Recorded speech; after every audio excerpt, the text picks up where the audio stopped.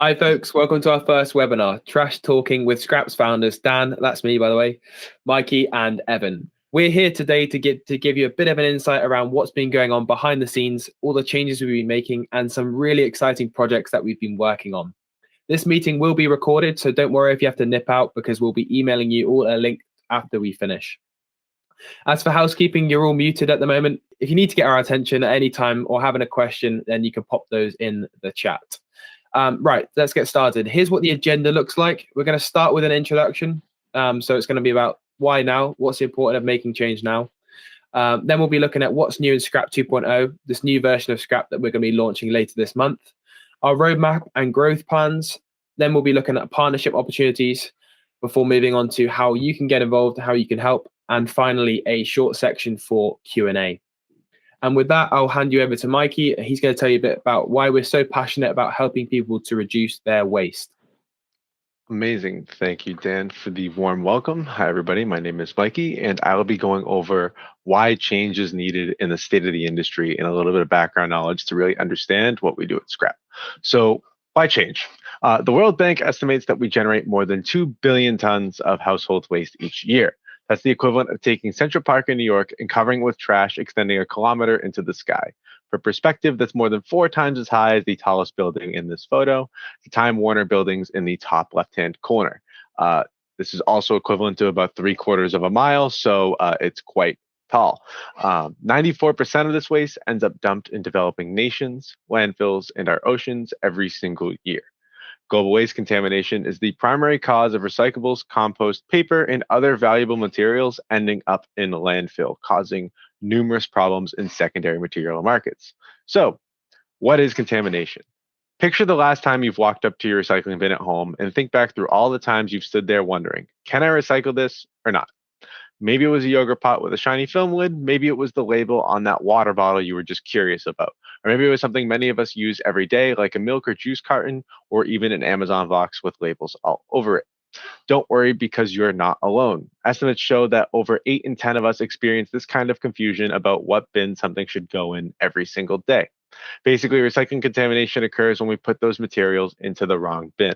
And whilst we may have all the right intentions, if we get this decision wrong, it can result in the entire recyclable bin contents being rejected and dumped into landfill. That's the exact opposite of what we're all trying to achieve. Sometimes we don't even realize we're getting it wrong. And who can blame us? Often these tiny, hard to read packaging symbols won't even match what your local recycling center will actually accept. That's because these rules change depending on where you live. So there can be a massive difference between what is notionally or theoretically recyclable versus what your local council will actually accept. You can then throw in the added difficulty that there is no global standardization for recycling guidance. It's a real minefield for us responsible consumers to try and get it right. So now, if I didn't convince you already, why does this all matter? The financial cost of contamination is absolutely massive. Until recently, the UK and US used to send vast amounts of waste abroad. But since countries like China and Malaysia stopped accepting this low value waste, contaminated trash, it's no longer somebody else's problem to deal with. This policy was called National Sword, enacted in 2018. So, with all of this going on, local authorities and waste management providers are scrambling to find solutions right now that can revolutionize a deeply flawed and outdated system. In 2018, the UK showed that contamination caused 500,000 tons of recycling to be sent to landfill. This contamination is estimated to cost the UK taxpayers approximately £50 million each year, a cost which is set to double by the year 2035 if landfill fees continue to increase at current rates. The good news is that collectively we have the power to do something about this. By taking just a few seconds to simply put our household packaging in the right bin, we could save hundreds of thousands, if not millions of tons of valuable resources for being sent to landfill each year.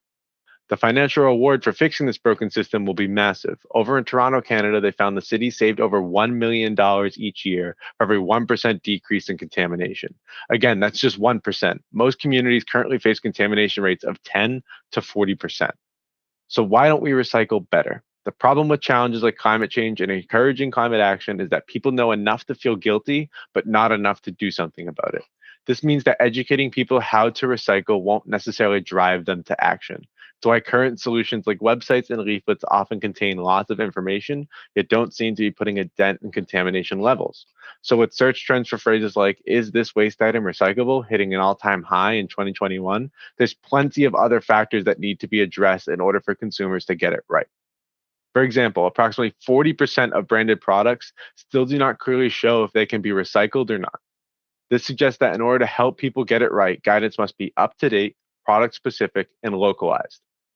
So, back in 2019, we just got so fed up with the confusing recycling guidance that we decided to do something about it. And that's why we came up with Scrap. Scrap is a simple, free to use app that empowers people to recycle right. In a nutshell, Scrap scans your waste items and shows you exactly what bin they go in based on your local recycling rules. When you get it right, we go one step further to ensure your efforts are never wasted by removing plastic pollution from the ocean via the world's leading plastic action platform called Repurpose. Scrap was created to educate and empower people to recycle correctly, and that's precisely what we've seen it do. In just a small trial, Scrap 1.0 was successfully used to divert 13,000 items from landfills. Based on our research, Scrap could easily help a city the size of Boston, about 685,000 people, divert 85,000 tons from landfills, saving millions of dollars each year. So now, how is Scrap different to other recycling apps? With the Scrap mobile app, we've taken a behavioral science approach that combines our best in class disposal guidance with carefully timed nudges to convert people's best intentions into the best outcomes for our planet. And with that, I will pass it over to Dan to show off what is going on in Scrap 2.0 and all the big changes coming up. Very much, Mikey. So let's have a look at a quick recap of the research we've done.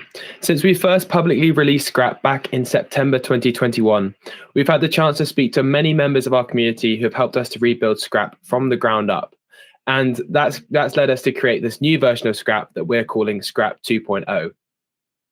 The biggest change that's happened recently is the switch between gamification to utility.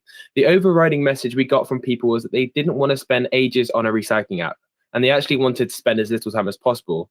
Now, this might sound pretty straightforward, but this was something that kind of took us by surprise. The reality is that the better we make Scrap at doing its job, the more informed and confident people will become at carrying out their recycling habits. So what we did is removed all the extra fluff, and we've refocused our attention back on our primary goal. And that is, of course, to be the #1 source for reliable recycling advice. As for points and rewards, this was something we looked at quite early on, but our user research revealed that the overwhelming majority of people recycle in order to do the right thing for the planet. So that's why we decided to prioritize the convenience and utility over gamification by retiring the points and rewards aspect for the app for the time being. However, we'll probably continue to facilitate custom kind of reward programs where appropriate. So, for example, when offering more bespoke services for local authorities, universities, or schools. Something that we've added more recently is a search function. Many items that people wish to recycle can't be scanned. So we're really excited to be releasing soon a way for people to search for how they can dispose of non-scannable items correctly. In the future, we'd like to increase exposure for other businesses and schemes that work to reuse and recycle items like electronic waste and textiles by featuring them in the search feature. One of the major changes we've made is in the core aspect of the app, this kind of scanning of your products. So although this hopefully looks now quite simple, we've actually spent a lot of hours into refining and simplifying the process. The first step, of course, if you tried the app, is scanning your products or scanning the barcode. We've actually streamlined the result to one kind of button or visual. So you'll see something like recycle or don't recycle or sort your waste instead of lots of information kind of overloading you straight away. Next, if you decide to, you can open up that kind of detailed sorting guide to see what is recyclable from each part of the packaging. So it will tell you, okay, this is a pot, you can recycle it, and this is a lid, maybe you can't recycle it, or maybe you can, depending on where you live. We're also the first app to support local soft plastic collection. So you might have seen soft plastic bins outside your favorite kind of supermarket. We're actually able to link those in the app now. So if you scan things like a stretchy plastic bag, for example, we'll direct you to take those plastic bags to your soft plastic collection instead of putting them in your general waste. And we're working with brands and retailers to feature their own drop-off locations right from within the app. Offsetting. So before we had rewards and points, now we've got plastic offsetting, which is automatic. So each time someone recycles a scrap, they're also removing plastic from the ocean. Every 5 items scanned will remove 1 plastic bottle from the ocean, add a new product, and will remove an additional bottle. And note that any existing accounts with points will be credited with the equivalent amount of plastic offset by the time that Scrapp 2.0 goes live. So you're not going to be missing out. And with that, I'll hand off to Ev for roadmap and our plans for growth. Thank you, Dan, and welcome all. Thank you for all attending. So I'm going to be giving you a brief overview of our route to success in 2022. But before I do that, I want us to take a quick moment and look back, as they always say, you've got to always look back to see how far you've come. So Scrapp was originally formed in September 2019. It was just like Mikey said earlier, it was a smart bin with an accompanying app. And we got challenged as part of a sustainability class to either create a 5-page sustainability report or an entry for the Social Venture Innovation Challenge at the University of New Hampshire, which was basically to develop a solution that would solve an environmental or social problem. And if you were successful, you'd win $30,000 to continue out the project. Pretty difficult decision for us, so we went with the SVIC entry. And sadly, it fell flat on its face. But while we were going through the process of doing a bit of market research, we actually submitted the idea to the EPA, and we got invited down to Washington, DC to present the idea. For the UK folks, the EPA of America is basically the environmental agency of the UK. We were put in stands next to Nestle and Poland Spring Water, so it was really motivational for us to continue pursuing our mission with reducing contamination and recycling. Following that, though, and the failure of the SVIC, we then decided to streamline down to an app. And that's when we wanted to onboard the technical talent of Thomas and John, who are in the audience at the moment, and we're bringing the vision of Scrapp to life. So with them onboarded, we then decided to build the product, which is available on the Apple and Android stores from September 2021. And we had over 1,000 downloads in just the first 2 months of our original version 1 launch. And just to put that into perspective, we haven't spent any money, $0 or pounds, on marketing or sales. So it's pretty impressive that we were getting that kind of uptake just through word of mouth alone and our own channels. And I just wanted to make a special mention to the army of interns that we have also had alongside with the team. Stafford, Harishan, Teresa, Kai, Josh, and Callum and Elisa. They've been fantastic at providing some great content for us with our social media channels and on the app, as well as helping us code the back end to bring it into your palms that you see today. Another notable achievement in September 2021 was the start of our crowdfunding raise. We wanted to use it as an opportunity to get all of our supporters who are in line with our vision on board and owning a piece of Scrapp before we then start to take it to other investment rounds. The support that we've been getting has been fantastic, and we actually already raised over $104,000 of our $250,000 target, and we've got just over 2 weeks left. So if you know anyone in the audience who is lucky enough to be able to invest, please do check out our WeFunder campaign.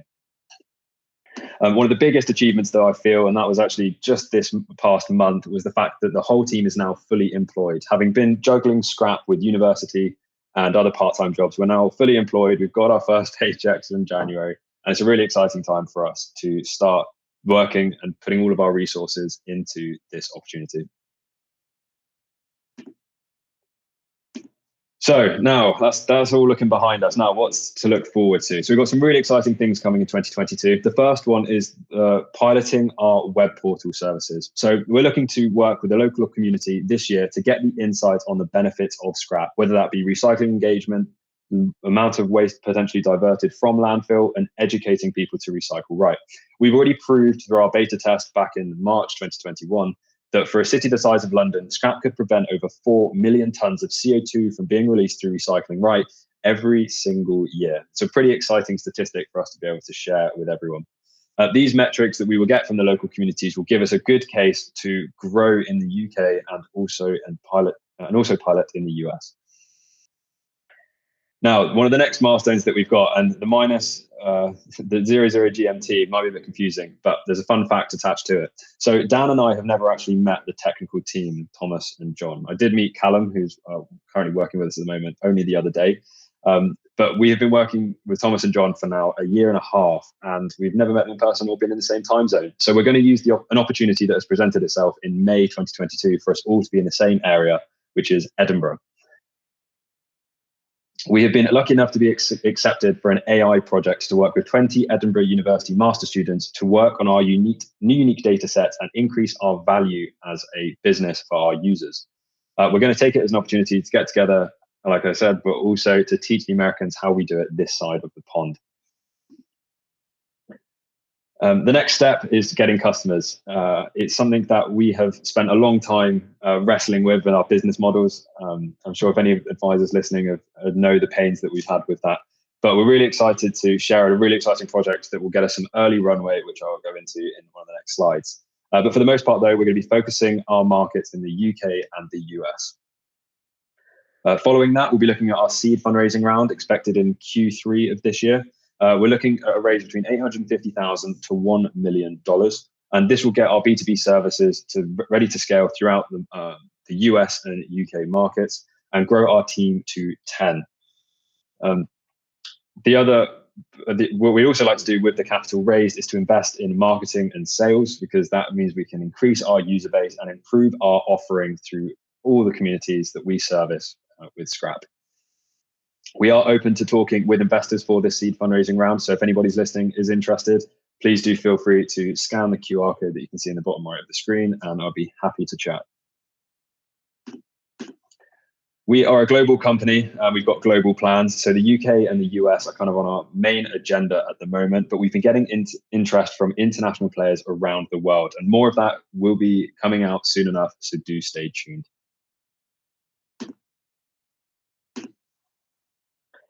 Now, we've set ourselves some ambitious targets. Scrapp is broken down into the technical team and the commercial team. Now, for the technical side of it and all of the data involved with the technical side, we've set some goals that look kind of intimidating on the surface, but they're more than achievable with the team that we've got. So far, we have over 2 million barcodes in our database, and we're working tirelessly to add the correct packaging information for people to view in the app. Remember, this is something that has never been done before, so it's a bit of a work in progress, but we're looking to have over 500,000 products with associated packaging by the end of 2022, based on our current growth rates. To put that into perspective, there are only 80,000 fast-moving consumer goods in the UK.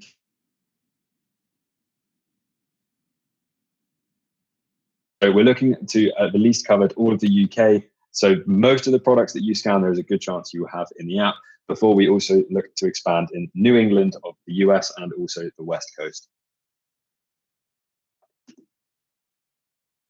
Now, the exciting project that I mentioned earlier. We've built a certification program for sustainable brands and retailers. You can kind of consider it the TripAdvisor of recycling. And this is what the commercial teams are going to be focusing on, especially through Q1 and Q2 of this year. We recently completed a packaging assessment for Bonafide, a low-waste store in Concord, New Hampshire. And by cross-checking Bonafide's entire product inventory, of 1,500 of them to be exact, with our local recycling rules for the area, we were able to certify that Bonafide had achieved a 92% recycling rate, which is equivalent to an A+ scrap impact score. Now, to put that into perspective, the national average of recycling is the national recycling rate in the US is 35%, and in the UK is around 44%. And our services alone would save over 50 hours of sustainability of auditing for our customers. So once we've kind of got ourselves ready to go in that area of the market, we're going to start looking at licensing the data that we have. And we're currently working with an industry partner at the moment where we can offer those services. So do stay tuned to hear more about that. And the last thing that we'll be focusing on this year for the commercial teams is the local authority pilots, like I mentioned earlier. We've been getting interest from different councils around the world. So it's been really important for us to focus on our beachhead market of the UK before we start to expand and refine our services later this year.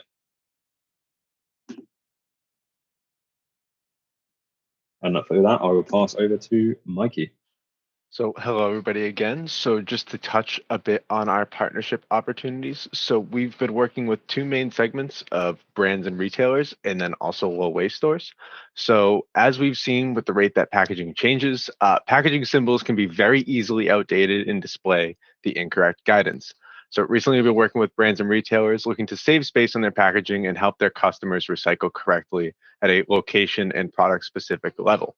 So by becoming an official Scrap brand partner, these brands were able to onboard their entire product line into the app completely for free.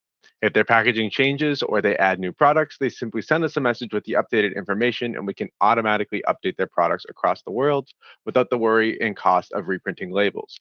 We also store our packaging data server side, so we don't have to push an app update every time data changes. It's a very streamlined real-time process.